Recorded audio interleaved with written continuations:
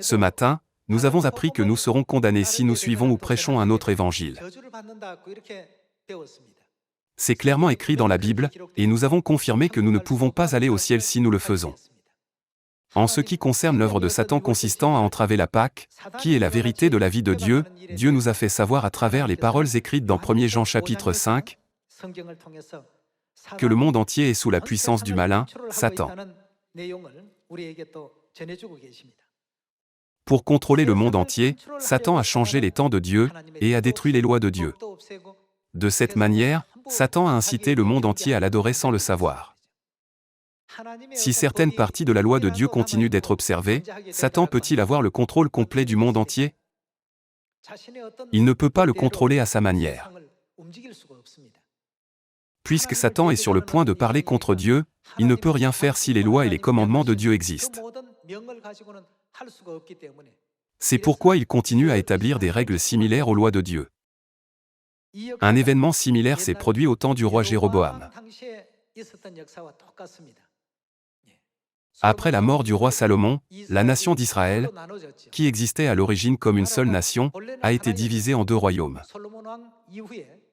La région du nord était gouvernée par le roi Jéroboam, et la région du sud était gouvernée par le roi Roboam, fils du roi Salomon. Cependant, afin de célébrer les fêtes ou de rendre un culte à Dieu, les gens d'Israël au nord devaient se rendre à Jérusalem, qui était la capitale de Juda au sud.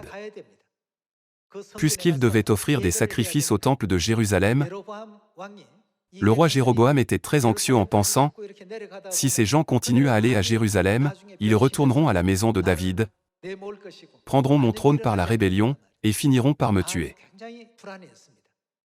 Par conséquent, il a fait 2 veaux d'or en Israël au nord, et a dit à son peuple, « Vous n'avez pas à subir toute la peine d'aller en Juda au sud. Rendez simplement le culte ici. » Il a mis un veau d'or à Béthel, et l'autre à Dan.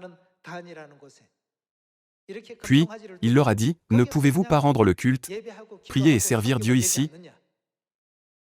Le roi Jéroboam craignait que son peuple ne soit attiré vers Roboam qui était le roi de Juda au sud à l'époque, alors il a conçu ce stratagème pour l'empêcher d'aller au temple. Le roi Jéroboam n'avait pas l'intention d'adorer Dieu d'une manière sainte. Par conséquent, à partir de ce moment, Israël au nord a commis l'idolâtrie contre Dieu.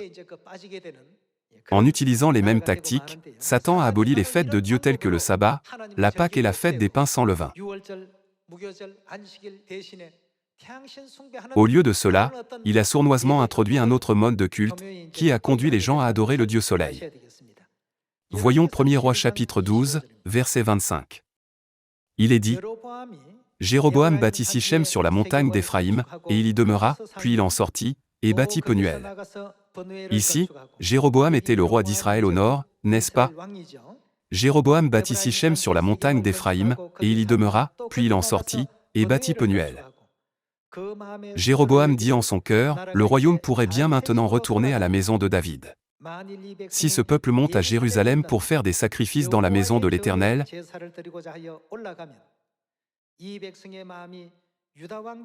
le cœur de ce peuple retournera à son Seigneur, à Roboam, roi de Juda, et ils me tueront et retourneront à Roboam, roi de Juda. Après avoir demandé conseil, le roi fit 2 veaux d'or, et il dit au peuple, « Assez longtemps vous êtes montés à Jérusalem, Israël. Voici ton Dieu, qui t'a fait sortir du pays d'Égypte. » Il plaça l'un de ses veaux à Béthel, et il mit l'autre à Dan.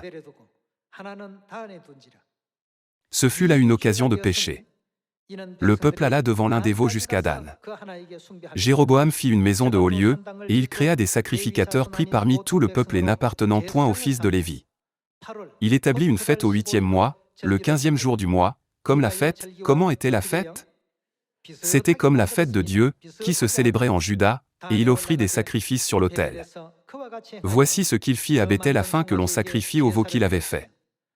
Il plaça à Béthel les prêtres des hauts lieux qu'il avait élevés.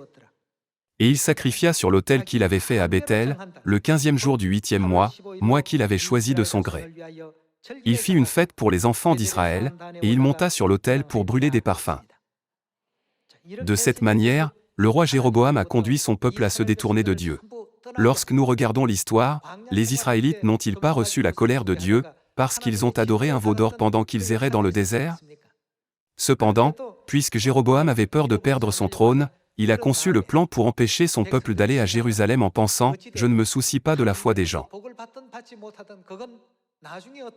Qu'ils reçoivent ou non la bénédiction de Dieu n'est pas une préoccupation urgente pour moi en ce moment. Cet événement dans l'histoire d'Israël a été écrit dans la Bible comme une leçon pour nous. De la même manière, pour nous empêcher de célébrer la Pâque, Satan a créé la fête mondiale la plus populaire appelée Noël pour remplacer la Pâque.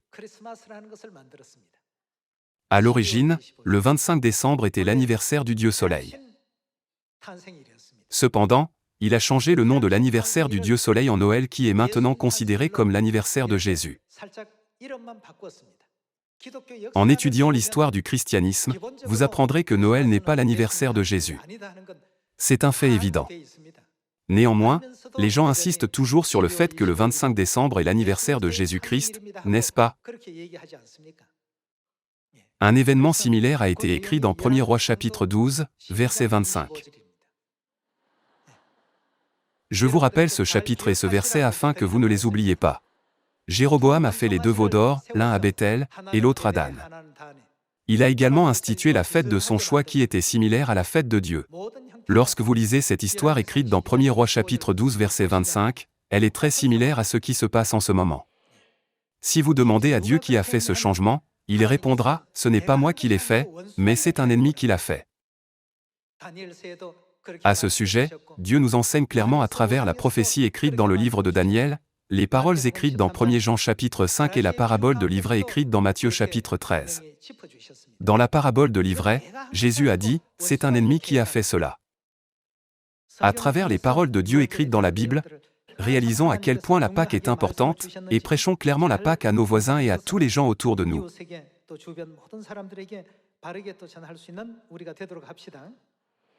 Je conclus le sermon d'aujourd'hui. Merci.